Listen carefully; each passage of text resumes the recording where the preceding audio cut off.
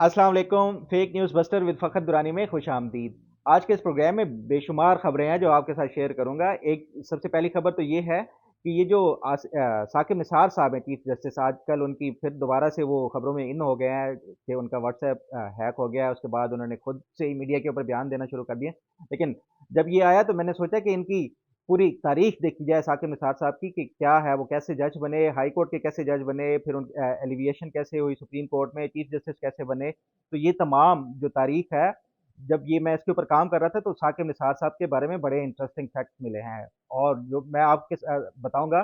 कैसे परवेज मुशर्रफ ने इनका चीफ जस्टिस ऑफ पाकिस्तान बनने में अहम किरदार अदा किया। साथ साथ मैं आपको ये भी बताऊंगा कि ये जो साकिब निसार साहब है, इनकी शरीफ फैमिली के साथ क्या ज़ाती अनाज था। हालांकि ये तो एक कॉमन फैक्ट है और सब लोग जानते हैं कि शरीफ फैमिली ही थी जिन्होंने इनको साकिब निसार साहब को पहले सेक्रेटरी लॉ बनवाया था, और उसके बाद फिर जब इनको लाहौर हाई कोर्ट का जज बनाया तो ये नून लीग की ही लीडरशिप थी जो जो इन्होंने किया। तो उसके बाद इनका क्या बेसिक वजह क्या थी कि वो गुस्से में नून लीग की क्यादत के ऊपर गुस्से में थे। और साथ में आपको ये भी बताऊंगा कि जस्टिस आसिफ सईद खोसा, जिनको इनकी भी तैनाती जो है वो नून लीग के दौर में 1998 में हुई थी। तो उनको क्या गुस्सा था, जो उन्होंने अपनी जो भड़ास थी, जो गुस्से की, वो पैनामा पेपर्स के मशहूर ज़माना डायलॉग में सिसिलियन माफिया वाला था, उसमें निकाली। साथ ही मैं आपको ये भी बताऊंगा कि ये जो जजेस आपस में हंसते मुस्कुराते हैं और बड़े जो कोर्ट रूम्स में एक दूसरे के साथ जब ये इकट्ठे केस सुन रहे हो, तो ऐसे महसूस नहीं होता कि ये तो ब्रदर जजेस हैं और ये आपस में इनकी बड़ी आपस में बनती है, केमिस्ट्री मिलती है। लेकिन जस्टिस आसिफ सईद खोसा और जस्टिस साकिब निसार की जो राइवलरी है और जो जाती अनाज था, वो नोन फैक्ट है। वो शायद लोगों के सामने ना आता हो, लेकिन इनका आपस में जाती अनाज था। वो क्यों था, ये तमाम फैक्ट्स के ऊपर आज जब मैंने ये काम किया है तो बहुत सारी बेशुमार ये जो चीज़ें हैं सामने आई हैं। तो आज के इस प्रोग्राम में ये शामिल करते हैं। आपको ये तो है इल्म के नून लीग की हुकूमत थी जब जस्टिस साकिब निसार और जस्टिस आसिफ सईद खोसा साहब को तैनात किया गया लाहौर हाई कोर्ट का जो एडिशनल जज के तौर पे। उस टाइम जस्टिस अजमल मियां साहब थे 1998 में चीफ जस्टिस ऑफ पाकिस्तान। इन्होंने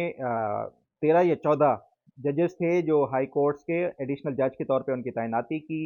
और एक साल के बाद जो एडिशनल जज होते हैं उनके बारे में ये फैसला किया जाता है कि इनको कंफर्म किया जाए या इनकी जो एडिशनल जज है बतौर वो काम करते रहें या उनको फारिग कर दिया जाए। तो जब ये जस्टिस अजमल मियां साहब ने इनका जो नाम था 14 जजेस में से 12 का अप्रूव कर दिया और 2 जज साहिबान का उन्होंने रिजेक्ट कर दी कि ये इनको कंफर्मेशन नहीं दे सकते। उनमें एक जो थे वो खालिद रांझा साहब थे, जो मशहूर ज़माना वकील भी थे, मुस्लिम लीग काफ के लीडर भी रहे हैं।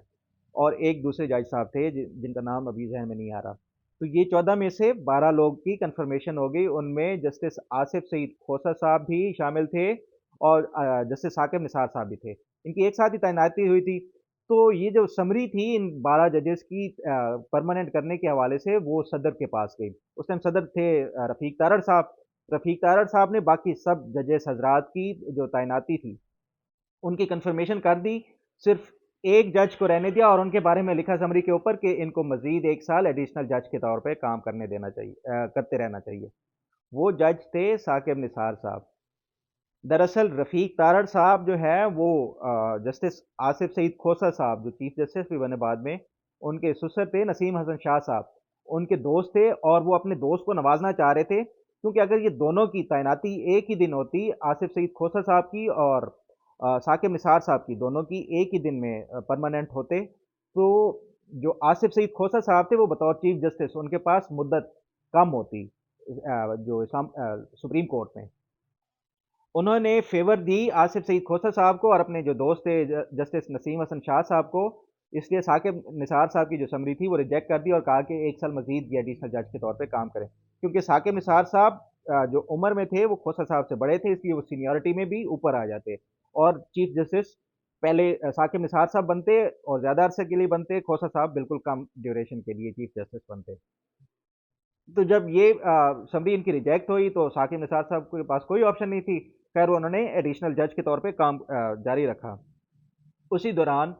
अक्टूबर 1999 आ गया और परवेज मुशर्रफ ने मार्शल लॉ लगा दिया। अब ये जो मार्शल लॉ लगाया तो जो मुशर्रफ को سب سے زیادہ ضرورت تھی وہ عدلیہ کی تھی ویلیڈیشن کے لیے، اور تمام جو انہوں نے غیر قانونی اور غیر آئینی اقدام اٹھائے تھے اس کی جو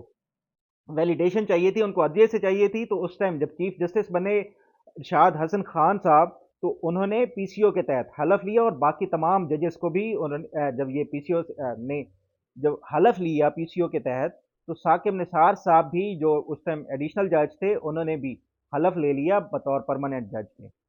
تو گویا جو آصف سعید کھوسر صاحب اور ثاقب نثار صاحب کی جو تعیناتی تھی دونوں کی سیم ڈے ہو گئی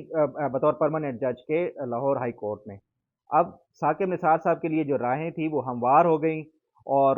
کیونکہ وہ سینیورٹی میں اوپر تھے آصف سعید کھوسر صاحب کے، تو وہ کام کرتے رہے. خیر وہ لاہور ہائی کورٹ کے پہلے چیف جسٹس بن گئے ثاقب نثار صاحب، اور پہلے آ گئے سپریم کورٹ میں. اس کے بعد آصف سعید کھوسر صاحب چیف جسٹس بنے اور وہ بھی سپریم کورٹ میں آ گئے. دونوں کام کرتے رہے. اس کے بعد سپریم کورٹ میں پھر جو ثاقب نثار صاحب تھے وہ چیف جسٹس بن گئے پہلے، اور ان کا ڈیوریشن جو تھا بطور چیف جسٹس وہ زیادہ تھا، کھوسر صاحب کا کم تھا. جو رفیق تارڑ صاحب تھے ان کی یہ جو وہ کر رہے تھے سوچ رہے تھے پہلے سے، وہ بھی پوری نہیں ہوئی. اور آصف سعید کھوسر صاحب کی بھی جو تھی کہ وہ زیادہ عرصے کے لیے چیف جسٹس بنیں گے، ثاقب نثار پیچھے رہ گئے سینیورٹی میں، تو وہ بھی ان کی پوری نہیں ہوئی. ثاقب نثار صاحب کو اس تمام یہ جتنا بھی پروسیس تھا جو شریف فیملی کے دور حکومت میں ہوا، صدر جو اس ٹائم رفیق تارڑ صاحب تھے جو ان کے ساتھ انہوں نے کی، تو وہ ثاقب نثار صاحب غصہ جو تھا ان کا اور جو اپنے دل میں جو اناد تھا وہ کبھی بھی نہیں بھولے. اور وہ جب بطور چیف جسٹس آف پاکستان انہوں نے کام شروع کیا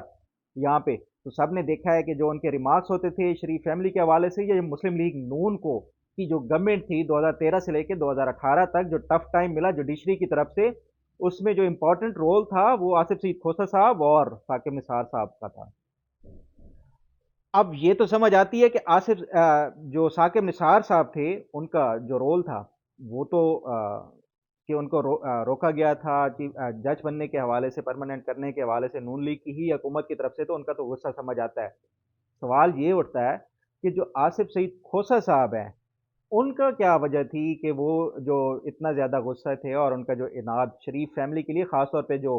ان کی قیادت ہے نواز شریف اور فیملی کے حوالے سے، جو انہوں نے پینما پیپرز کی جو ججمنٹ میں مشہور زمانہ ریمارکس دیے تھے سیسیلین مافیا والے، تو وہ کیا غصہ کیوں اتنا زیادہ جھلک رہا تھا. تو اس حوالے سے بھی جب میں نے پوچھا مختلف جو اس ٹائم کام کرتے تھے بیوروکریٹس جو شریف فیملی کے بھی کلوز تھے اور ان کو بھی بڑا کلوزلی جانتے تھے دونوں جج صاحبان کو، تو وہ کہتے ہیں کہ ان کو غصہ یہ تھا کہ ثاقب نثار کی وہ تعیناتی کو انہوں نے وہ ریجیکٹ ہی کیوں نہیں کیا تھا اس ٹائم، تاکہ ان کی جو راہ جو ہے وہ ہمیشہ کے لیے ہموار ہو جاتی. اور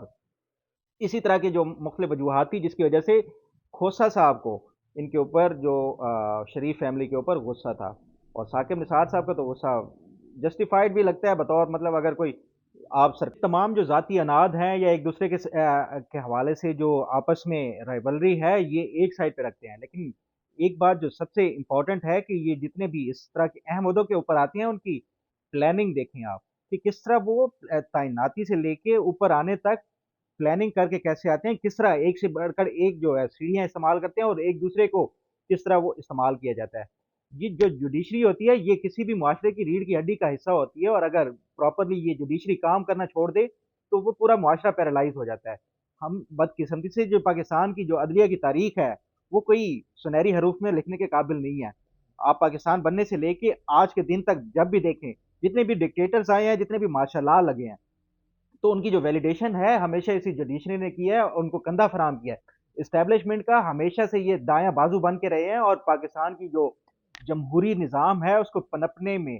جو سب سے بڑی رکاوٹ ہے وہ ہمیشہ سے ہی جو ہماری جوڈیشری ہے اسی نے ادا کیا ہے. آپ پوری پاکستان کی تاریخ دیکھ لیں، آپ بھٹو کے جو فیصلہ ہے اس کو دیکھ لیں، اس کے بعد بھی جتنے بھی اس طرح کی کنٹروورشل جو فیصلے ہیں اس میں آپ کو جوڈیشری کی جو ٹرانسپیرنسی ہے اس کے اوپر سوال ہمیشہ سے اٹھتے آئے ہیں اور اٹھتے رہیں گے. لیکن یہ جو پاکستان کی اگر ترقی کرنی ہے تو یہ اس کے حالات کا تقاضا ہی یہی ہے کہ ہماری جوڈیشری جو ہے اس کو یہ جو اسٹیبلشمنٹ ہے یا اس کے ساتھ ساتھ جو اس طرح کے کوئی بھی ان کانسٹیٹیوشنل جو مووز ہوتے ہیں اس میں ہمیشہ سے یہ جو کندھا فراہم کرتی ہے یہ اس کو یہ اپنا جو طرز عمل ہے اس کو ختم کرنا ہوگا، ادروائز پاکستان کبھی بھی ترقی نہیں کر سکتا. ان کی تو شاید اولادیں اور یہ جتنے بھی ہیں وہ سنور جائیں اور شاید پاکستان سے باہر چلی جائیں، لیکن جو پاکستان کی 22 کروڑ عوام ہے اس کا مستقبل اس ملک کے ساتھ وابستہ ہے، اور اس مستقبل کی خاطر پاکستان کی عوام کی خاطر یہ جوڈیشری جو ہے ان کو ہمیشہ اس طرح کا کوئی بھی ایک تو انکانسٹیٹیوشنل جو موو ہو وہ کبھی بھی کندھا فرام نہیں کرنا چاہیے، اور ساتھ ساتھ ہمیشہ آئین اور قانون کی بالادستی کے حوالے سے جو بھی ہو جوڈیشری کو ہمیشہ اس کا ساتھ دینا چاہیے، اور جو جمہوریت ہے اس کو مضبوط کرنے کے لیے یہ جو بڑے عہدوں کے اوپر بیٹھ کے اگر کوئی ذاتی انا اور اس طرح کی پسند اور ناپسند کو دیکھا جائے، یا کوئی آپس میں جو کسی کے حوالے سے اناٹ ہو، تو وہ بالائے طاق رکھنا ہوگا، کیونکہ جو جوڈیشری ہے وہ ہمیشہ ابو دا بورڈ ہونی چاہیے، اور ان کے ذاتی اناٹ یہ کبھی بھی سامنے نہیں آنے چاہیے، نہ ان کی کبھی ریمارکس میں جھلکنے چاہیے، نہ ہی کبھی فیصلوں میں جھلکنے چاہیے، جس طرح سیسیلین مافیا ہو یا دیگر جیسے وہ ثاقب نثار صاحب لوہے کے چنے اور اس طرح کے مشہور زمانہ ڈائلاگ بولتے تھے، تو یہ ڈائلاگ بازی سے نہیں، عدلیہ کو ہمیشہ انصاف کر کے دکھانا پڑتا ہے اور عوام کو دکھانا پڑتا ہے کہ ہم انصاف کے لیے ہی بیٹھے ہیں، عام آدمی کے لیے بھی اور جو اشرافیہ ہے ملک کی اس کے لیے بھی، یہ تمام چیزیں ہماری جوڈیشری جب تک انڈیپینڈنٹ ہو کے کام نہیں کرے گی اور ساتھ ساتھ جو انصاف کے اعلیٰ معیار کو وہ سیٹ نہیں کرے گی، پاکستان ترقی نہیں کر سکتا۔ امید ہے آپ کو آج کا پروگرام بھی پسند آئے گا، اپنا فیڈ بیک ضرور دیتے رہا کریں، اللہ تعالیٰ آپ کا حامی و ناصر ہو، اللہ حافظ۔